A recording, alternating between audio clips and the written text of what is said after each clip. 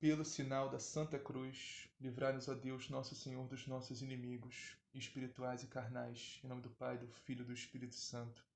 Creio em Deus Pai Todo-Poderoso, Criador do céu e da terra, e em Jesus Cristo, seu único Filho, nosso Senhor, que foi concebido pelo poder do Espírito Santo, nasceu da Virgem Maria, padeceu sob Pôncio Pilatos, foi crucificado, morto e sepultado, desceu à mansão dos mortos, ressuscitou o terceiro dia, subiu aos céus, está assentado à direita de Deus Pai Todo-Poderoso, donde há de vir a julgar os vivos e os mortos. Creio no Espírito Santo, na Santa Igreja Católica, na comunhão dos santos, na remissão dos pecados, na ressurreição da carne, na vida eterna. Amém. Vinde, Espírito Santo, enchei os corações dos vossos fiéis e acendei neles o fogo do vosso amor. Enviai, Senhor, o vosso Santo Espírito, e tudo será criado, e renovareis a face da terra. Oremos. Ó Deus, que instruíste os corações dos vossos fiéis com a luz do Espírito Santo, fazei que apreciemos retamente todas as coisas, segundo o mesmo Espírito, e gozemos sempre de suas divinas consolações. Por Cristo nosso Senhor. Amém. Liturgia da Palavra, 10 de agosto de 2020, segunda-feira, 19ª semana do Tempo Comum. Hoje estamos celebrando a festa de São Lourenço, um grande santo da nossa igreja. Um grande grão de trigo que morreu, frutificou e deu muitos e muitos frutos para a nossa igreja católica apostólica romana. Muitas almas convertidas a Deus pelo seu testemunho de vida. Vamos à liturgia. Primeira leitura. Leitura da segunda carta de São Paulo aos Coríntios. Irmãos, quem semeia pouco, colherá também pouco. E quem semeia com largueza, colherá também com largueza. Dê cada um conforme tiver decidido em seu coração, sem pesar, nem constrangimento, pois Deus ama quem dá com alegria. Deus é poderoso para vos cumular de toda sorte de graças, para que, em tudo, tenhais sempre o necessário e ainda tenhais de sobra para toda obra boa. Como está escrito, distribuiu generosamente, deu aos pobres, a sua justiça permanece para sempre. Aquele que dá a semente ao semeador e lhe dará o pão como um alimento, ele mesmo multiplicará as vossas sementes e aumentará os frutos da vossa justiça. Palavra do Senhor. Graças a Deus. Salmo responsorial. Feliz o homem caridoso e prestativo. Feliz o homem caridoso e prestativo. Feliz o homem que respeita o Senhor e que ama com carinho sua lei. Sua descendência será forte sobre a terra. Abençoada a geração dos homens retos. Feliz o homem caridoso e prestativo. Feliz o homem caridoso e prestativo, que resolve seus negócios com justiça, porque jamais vacilará o homem reto, sua lembrança permanece eternamente. Feliz o homem caridoso e prestativo. Ele não teme receber notícias más. Confiando em Deus, seu coração está seguro, seu coração está tranquilo e nada teme. E confusos há de ver seus inimigos. Feliz o homem caridoso e prestativo. Ele reparte com os pobres os seus bens, permanece para sempre o bem que fez, e crescerão a sua glória e seu poder. Feliz o homem caridoso e prestativo. Evangelho. O Senhor esteja convosco. Ele está no meio de nós.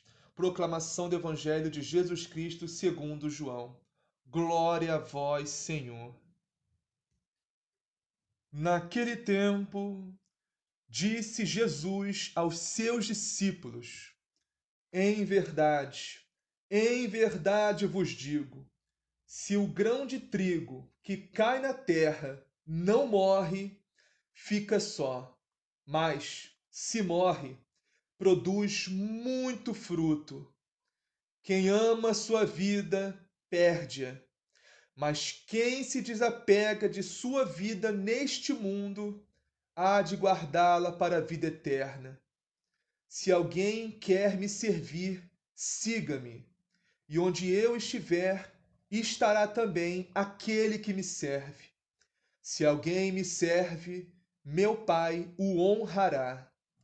Palavra da salvação. Glória a vós, Senhor. Vamos iniciar a meditação de hoje falando um pouquinho de São Lourenço. São Lourenço, que é padroeiro dos diáconos e morreu mártir. Já já a gente vai falar do martírio dele. Antes vamos falar do contexto que ele viveu. São Lourenço viveu numa época muito difícil para o cristianismo, para os cristãos. Ano 200 e alguma coisa. No auge da perseguição aos cristãos. A chamada época de ouro do cristianismo, que foi a época mais terrível e ao mesmo tempo a mais gloriosa dos cristãos, do cristianismo. A ascensão do cristianismo, os santos mártires derramando a sua vida por Jesus Cristo, pela igreja, pelo reino dos céus. São Lourenço era diácono de São Sisto II, o papa daquela época. E a perseguição era tão violenta, tão forte, que os cristãos, os fiéis, tinham que celebrar a missa nos cemitérios, escondido, por causa da perseguição do imperador da época, Valério.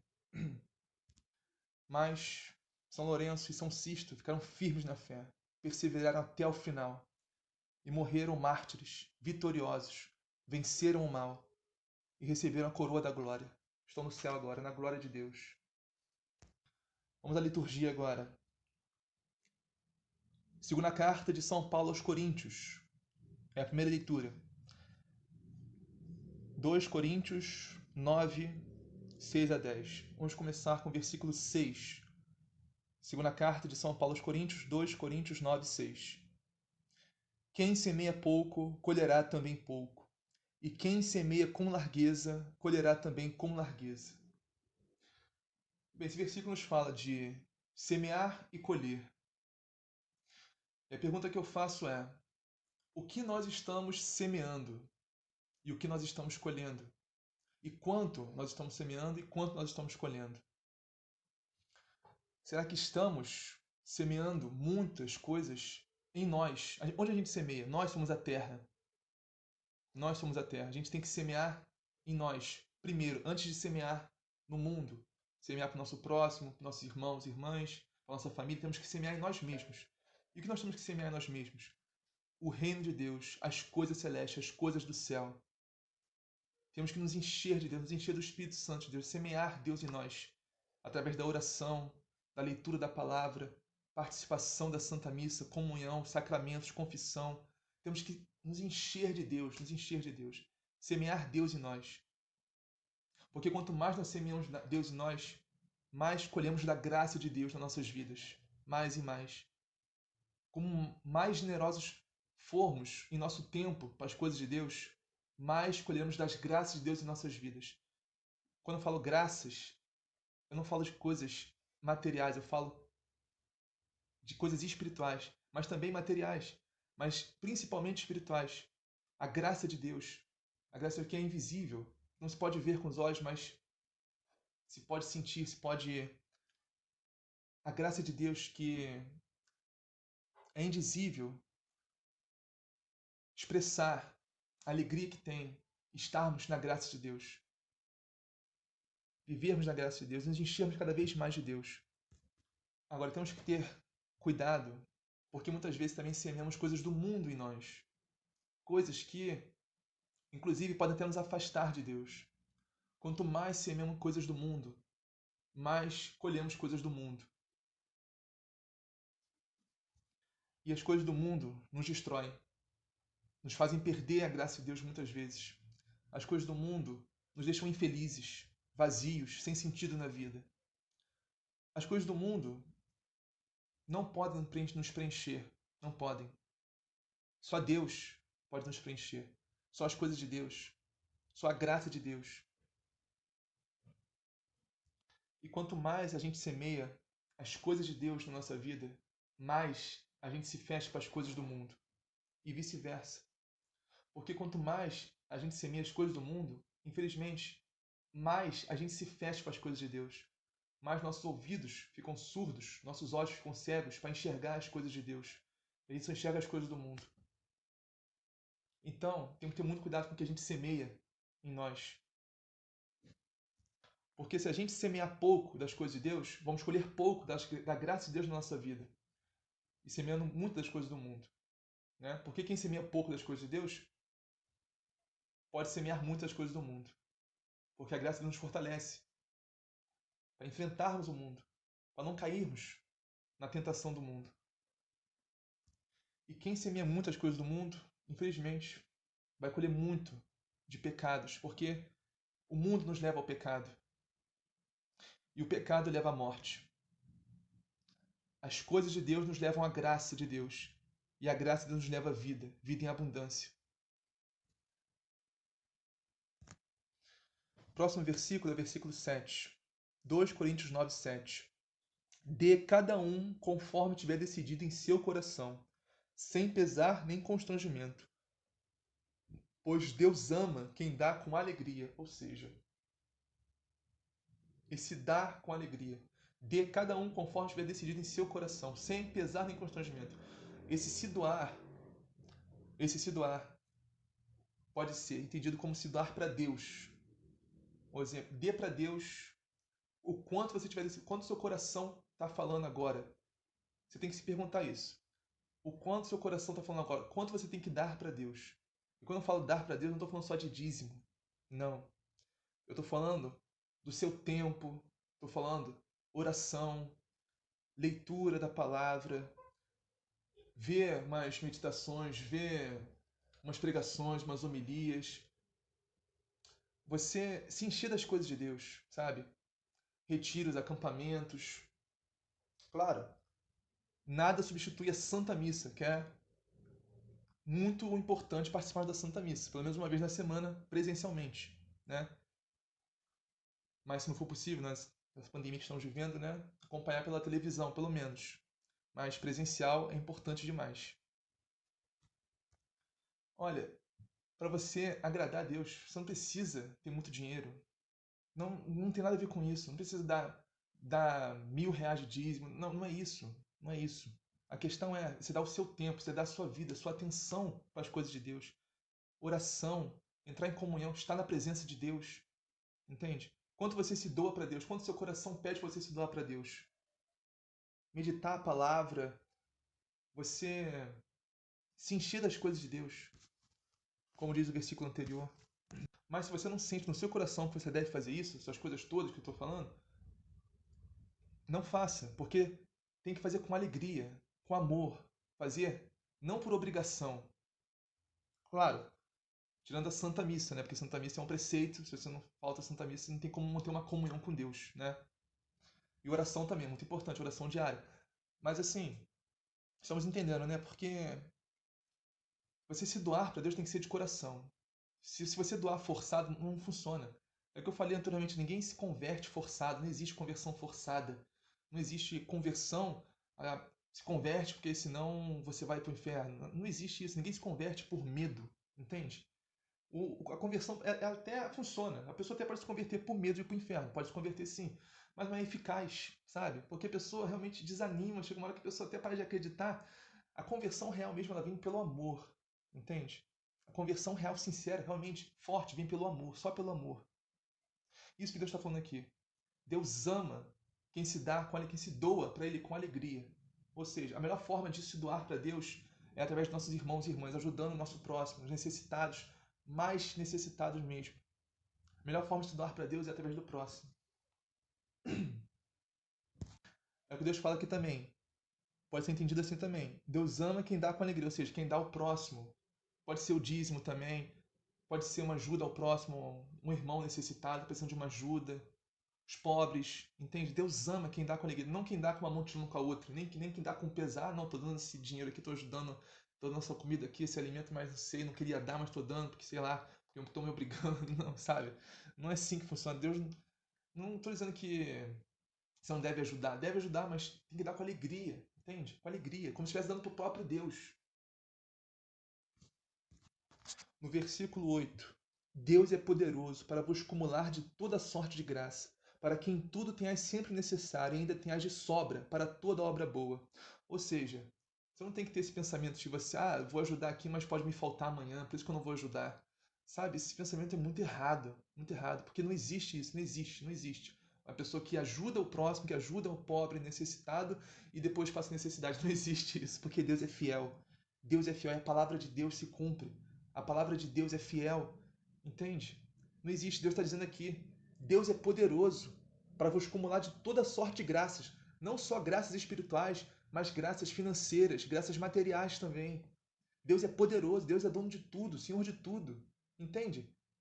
Não, se a gente ajudar o nosso próximo, nunca vai nos faltar, nunca, nunca. Para que em tudo tenhas sempre o necessário, ou seja, sempre vai ser o necessário. Deus vai nos dar sempre o necessário para nos mantermos, para vivermos, sempre o necessário. O necessário espiritualmente, o necessário materialmente, financeiramente, pessoalmente, profissionalmente. Deus vai nos dar o necessário porque o necessário é essencial, entende?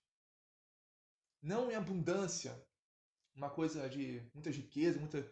Porque isso tudo é coisa do mundo, sabe? Estou dizendo que é errado você ter muito dinheiro, ter muitos bens, muitas. Mas isso é muito fácil para nós se corrompermos, nós somos inclinados ao mal, né? Já falei sobre isso várias vezes.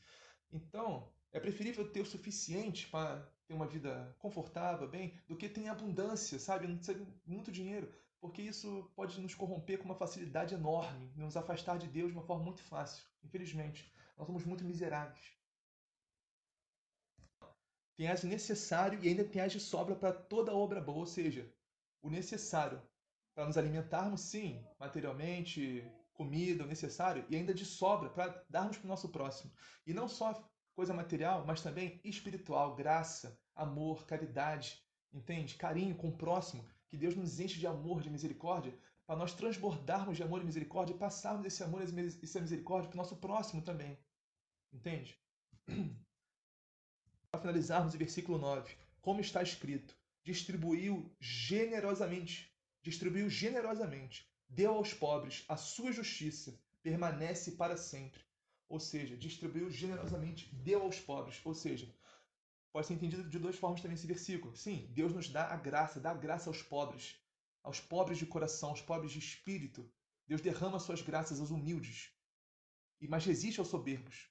Mas derrama suas graças aos pobres de espírito, mas também aos pobres, materialmente falando, financeiramente falando, como está escrito aqui, porque São Lourenço, antes de ser martirizado, o imperador da época pediu para um general falar com ele e reunir as riquezas da igreja.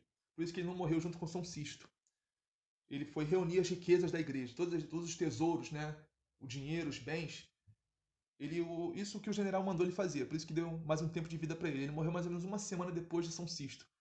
Então, São Lourenço pediu um tempo para esse general do imperador para recolher, para juntar essas riquezas da igreja. E o que ele fez? Pegou todo o tesouro, né, material falando, todos os ouros, o dinheiro da igreja, distribuiu tudo aos pobres, aos necessitados, aos famintos, distribuiu tudo, todo o dinheiro da igreja. Aí o que ele fez depois disso? Ele reuniu todos os pobres, os cegos, os coxos, aleijados, os mais pobres, mais necessitados mesmo, mais miseráveis, assim, materialmente falando, reuniu todos eles, chamou o general e falou: Eis aqui o tesouro da igreja. Os pobres. Os pobres são o tesouro da igreja. Nos pobres está Jesus Cristo, está o próprio Deus. E o tesouro da igreja é Deus. Então, esse versículo nos fala, né? Distribuiu generosamente, deu aos pobres. Isso que o São Lourenço fez. Vamos ao Salmo. Salmo 101, que diz: Feliz o homem caridoso e prestativo. São Lourenço era um homem caridoso e prestativo, aqui na terra e eternamente no céu agora. Mas vamos meditar a estrofe. Ele não teme receber notícias más. Confiando em Deus, seu coração está seguro. Seu coração está tranquilo e nada teme. confusos há de ver seus inimigos. Vamos falar do martírio de São Lourenço agora. Como que São Lourenço morreu? Depois que ele fez isso, né, o general não gostou muito. Ele ficou meio fulo, né, da vida com São Lourenço. E o que ele fez? Ele pegou São Lourenço e colocou numa grelha, ferro, colocou uma fogueira embaixo e deixou São Lourenço ali queimando, lentamente, no ferro, na grelha. São Lourenço queimou ali naquele ferro, naquela grelha. Esse foi o martírio dele. Mas o mais importante disso é que ele estava em paz. O coração dele estava seguro. E ele não temeu receber essas notícias mais, porque o coração dele estava confiando em Deus, como diz esse salmo aqui. Seu coração está seguro em Deus. Seu coração está tranquilo. E o coração de São Lourenço estava tranquilo. E nada ele temia, nada ele temia. Tanto é que no auge da dor, no auge do martírio, do sofrimento que ele estava passando naquela grelha, queimando a carne dele viva, ele falou para o general, para as pessoas que estavam ali, os oficiais, soldados, olha, pode me virar para o outro lado, porque esse lado aqui já está bem passado. Aí depois vocês me viram para o outro lado, para queimar o outro lado também. Isso no auge da dor, no auge do sofrimento, no auge dele, ele ainda fala assim, com essa tranquilidade, com essa... até fazendo um tom cômico, né? Nossa, isso é muita santidade de vida, é muita santidade. É o que São Paulo disse. Naquele momento, já não era mais São Lourenço, aquele é o Cristo que estava sofrendo. É o Cristo. Porque a natureza divina se manifestou tanto em São Lourenço, que era o próprio Cristo ali sofrendo. Como São Paulo diz, já não sou mais que vive, é o Cristo que vive em mim. A santidade de vida desse homem é uma coisa inimaginável. E outra coisa, vou finalizar esse salmo, e confusos há de ver seus inimigos. Confusos há de ver seus inimigos. Ou seja, os inimigos, diante daquilo que estava acontecendo, né? Ele estava queimando lá ferro na grelha, na fogueira, e estava fazendo piada, estava fazendo brincadeira, estava fazendo tom cômico ainda. E os inimigos olhavam aquilo e falavam, nossa, esse homem é louco. O que aconteceu? O que está acontecendo? Esse homem está ali sofrendo, na dor, e está tranquilo, em paz, com o rosto sereno, sabe? Brincando ainda. O que está acontecendo aqui? Né? Os homens não entendiam porque aqueles homens eram pagãos, aqueles homens eram completamente pagãos, completamente... não entendiam nada de santidade, nada, não entendiam, sabe? Que o sofrimento... Nossa, nada que fizerem aqui conosco na terra, nada se compara à glória que será revelada a nós no futuro, no céu, na eterna glória junto a Deus. Então esse mundo aqui é muito perene, é muito passageiro, nada disso aqui, esse mundo não vale a pena, esse mundo é nada, comparado ao reino dos céus, é nada. E São Lourenço entendia isso perfeitamente. Mas aqueles homens não, por isso para eles era loucura, né? Inclusive ficavam confusos, como diz o Salmo aqui. Confusos a de ver seus inimigos. Vamos meditar o Santo Evangelho agora, que é João, capítulo 12, versículos 24 a 26. Vamos meditar cada versículo desse Evangelho. Só tem 3. Vamos lá. Naquele tempo, disse Jesus a seus discípulos, em verdade eu vos digo, se o grão de trigo que cai na terra não morre, ele continua só um grão de trigo. Mas, se morre, então produz muito fruto. Ou seja, Jesus aqui nessa passagem está nos falando dele mesmo, né? Ele é o nosso grão maior grão de trigo da nossa igreja, católica, apostólica, romana. Ele está falando do martírio dele, da cruz que ele ia passar. Mas todo cristão é chamado à cruz. Todo cristão é chamado ao sofrimento. Todo cristão, porque a cruz é necessária para entrarmos na glória. Jesus não precisava passar por tudo isso. Ele passou por amor a nós. Ele passou para nos salvar, nos libertar do jugo de Satanás, nos libertar dos nossos pecados e abrir os céus para nós. Mas nós precisamos passar. Jesus não precisava, mas nós precisamos. Jesus fez por amor a nós, mas nós temos que fazer por amor a Deus, por amor ao próprio Jesus Cristo, para estarmos na glória com Ele um dia e vivermos eternamente com Ele, com todos os santos e anjos da Virgem Maria Santíssima, nossa mãezinha. Vamos aprofundar nesse versículo. Então, todo cristão é um grão de trigo, porque ser cristão é ser um outro Cristo.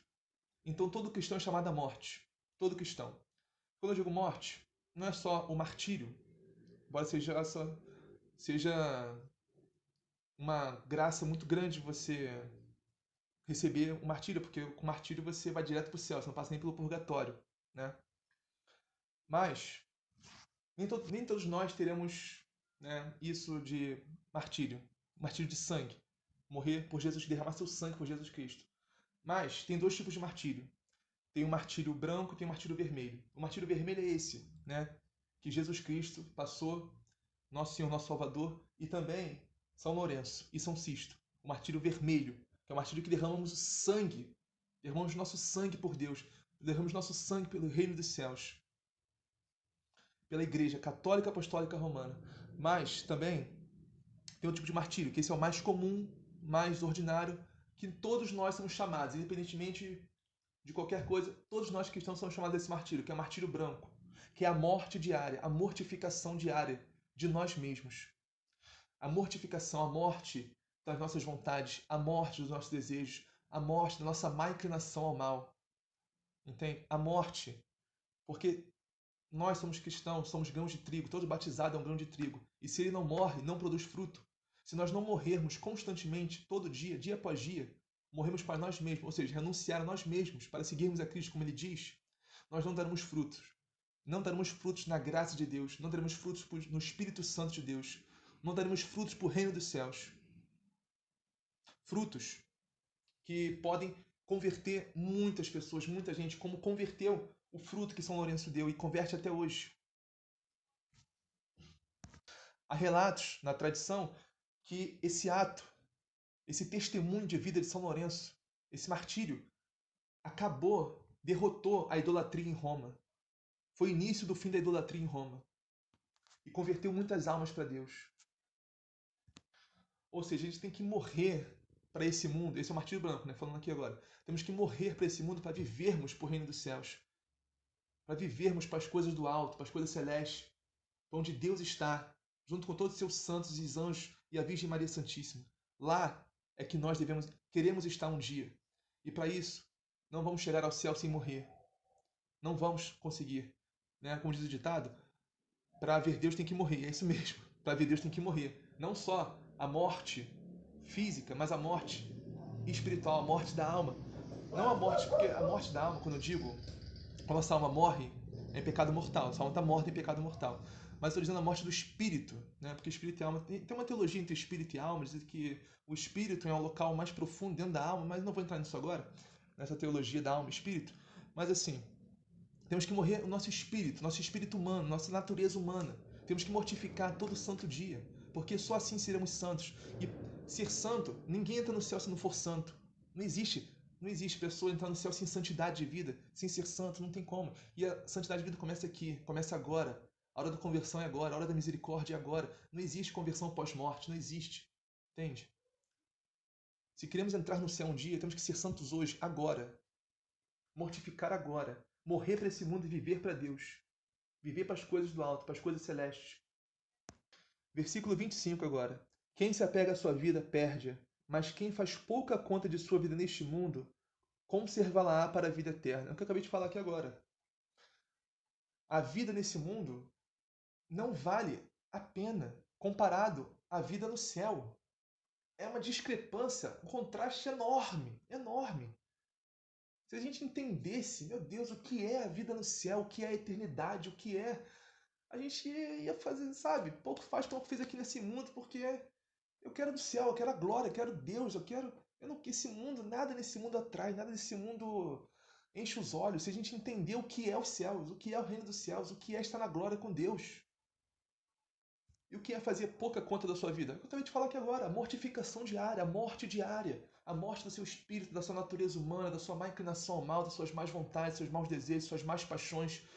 A morte diária de si mesmo, a renúncia diária de si mesmo, para conservar nossa vida para a vida eterna. A vida verdadeira começa após a morte nesse mundo, a morte física. Mas nossa alma está viva e eternamente viva se estivermos na graça de Deus, na amizade de Deus, e viveremos eternamente com Ele na glória. A vida verdadeira começa após a morte. Isso aqui é passageiro, isso aqui é a Páscoa, é uma passagem, é um sopro, um piscar de olhos. E São Lourenço entendia isso perfeitamente. Por isso que ele sofreu alegremente, alegremente sofreu aquela dor inimaginável, aquele martírio terrível, mas ao mesmo tempo gloriosíssimo, gloriosíssimo. Último versículo agora, versículo 26. Se alguém quer me servir, siga-me, e onde eu estou, estará também o meu servo. Se alguém me serve, meu Pai o honrará. Olha, Jesus começa dizendo: se alguém quer me servir, ou seja, nós não somos obrigados a servir a Deus. Ninguém é obrigado a nada. Deus não obriga ninguém a nada, Deus não força ninguém a nada, nem quer forçar. Ele poderia, porque ele é Deus, mas ele não quer. Ele quer que a gente ame ele simplesmente, de coração, de livre e espontânea vontade. O amor, a gente entende o amor que ele tem por nós. É impossível não amar a Deus quando a gente entende o amor que ele tem por nós. Como ele se fez homem e morreu na cruz por nós. Esse mistério é muito grande. É muito grande e, sabe, não tem como. Mas vamos voltar aqui. Se alguém quer me servir, ou seja, não somos obrigados a amar a Deus, não somos obrigados a servir a Deus. Não somos, não somos. Deus nos dá livre-arbítrio para escolhermos a Ele ou o mundo, né? As coisas do mundo ou as coisas de Deus. Tem um livre-arbítrio. Infelizmente, miseravelmente, muitas vezes escolhemos as coisas do mundo, né? E rejeitamos a Deus. Deus fica muito triste com isso, como aquele pai no Evangelho de São Lucas, no capítulo 15, aquele pai do filho pródigo, né? Ele fica muito triste, nem aquele pai. Mas fazer o quê? Ele não vai nos obrigar a nada. Deus nos fez livres, livres, para escolhermos o nosso destino, escolhermos o que queremos para a nossa vida. Mas agora, se você quer servi-lo, tem que seguir. E o seguimento de Jesus é a cruz. O seguimento de Jesus é aceitar, se mortificar, aceitar se humilhar, humilhação, todo tipo de coisa por amor a Deus, por amor ao reino dos céus.